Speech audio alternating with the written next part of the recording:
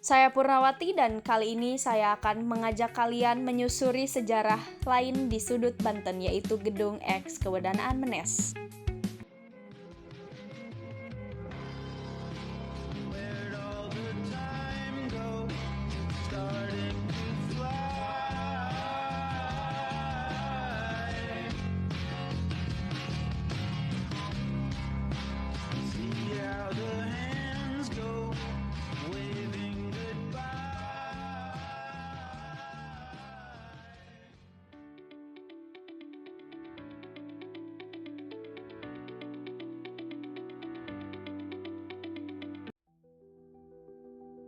Di sebuah sudut Banten berdiri bangunan tua yang menyimpan jejak panjang perjalanan sejarah.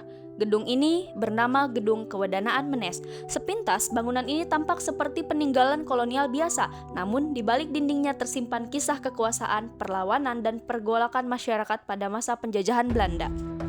Mari kita telusuri lebih jauh kisah yang tersimpan di balik bangunan ini. Pada masa kolonial Belanda, gedung ini berfungsi sebagai pusat administrasi kewedanaan. Ini dibuktikan dengan gedung yang ada dua ruangan, ruang utama untuk pertemuan tamu-tamu dari luar dan ruang kedua atau ruang belakang dipergunakan untuk pertemuan dengan pribumi. Nah, struktur pemerintahan kolonial di tingkat lokal. Dari tempat inilah kontrol terhadap masyarakat dijalankan, pengumpulan pajak, pengawasan penduduk, hingga pengaturan kehidupan sosial. Ini adalah kamar yang diyakini menjadi kamar Wedana pada saat itu. Tahun 1926 menjadi salah satu titik penting dalam sejarah pergerakan di Banten. Pada masa itu, terjadi pemberontakan yang dipelopori oleh kelompok yang berafiliasi dengan Partai Komunis Indonesia. Latar belakangnya tidak lepas dari penderitaan rakyat akibat sistem kolonial, seperti kerja paksa, beban pajak yang berat, serta ketimpangan sosial yang semakin tajam. Di Banten, gerakan ini berkembang dengan karakter lokal yang sangat kuat. Para tokoh pergerakan tidak hanya terinspirasi oleh ideologi global, tetapi juga oleh semangat keadilan yang hidup dalam masyarakat setempat. Pemberontakan dibangun secara rahasia, melibatkan petani, buruh, hingga tokoh agama. Dimulai dari Kongres Prambanan, dilanjutkan dengan pemberontakan 1926. Ketika pemberontakan pecah 1926, suasana berubah drastis. Sejumlah fasilitas kolonial diserang, termasuk kantor-kantor pemerintahan yang menjadi simbol kekuasaan Belanda.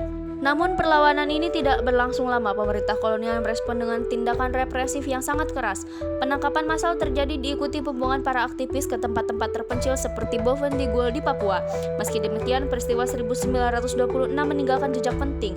Ia membuktikan bahwa kesadaran untuk melawan ketidakadilan telah tumbuh di berbagai daerah termasuk Banten. Gedung Kewedanaan Menes yang dahulu menjadi simbol kekuasaan kini menjadi seperti saksi bisu dan dinamika tersebut. Perjalanan kami tidak berhenti di situ. Kami masih terus mencari informasi dari berbagai sumber dan juga banyak informan. Di antaranya adalah sejarawan, budayawan, edukator, dan juga dinas kebudayaan. Dan mari dengarkan wawancara bersama 4 informan tersebut. Bangunan kewedanaan itu di Kewedanaan itu dibangun. Kita komparasikan dulu dengan narasi yang dibuat oleh pemerintah Kabupaten Pandeglang ya. Di sana tercatat tahun 1844. Ini agak sedikit kekeliruan. Jadi 1848 itu memang tolak ukurnya adalah ketika Banten itu dibagi menjadi beberapa bagian. Ada bagian tengah, Banten selatan, Banten utara, Banten timur, Banten barat begitu. Nah, Pandeglang, Menes, dan juga wilayah sebelah selatan Pandeglang yaitu Jibariung, itu maksudnya Midden Province atau Kabupaten Tengah. Pandeglang menjadi Kabupaten Tengah yang kemudian dipimpin oleh Bupati Condronegoro. Ya, itu tahun 1848, ada di Stadtland. Nah, itu yang kemudian menjadi dasar para penyusun narasi cagar budaya di Pandeglang menetapkan bangunan Kewedanaan Menes itu tahun 1848. Sementara antara Kewedanaan Labuan, Kewedanaan Caringin itu justru Kewedanaan Caringin itu lebih dibandingkan dengan Kewedanaan Menes.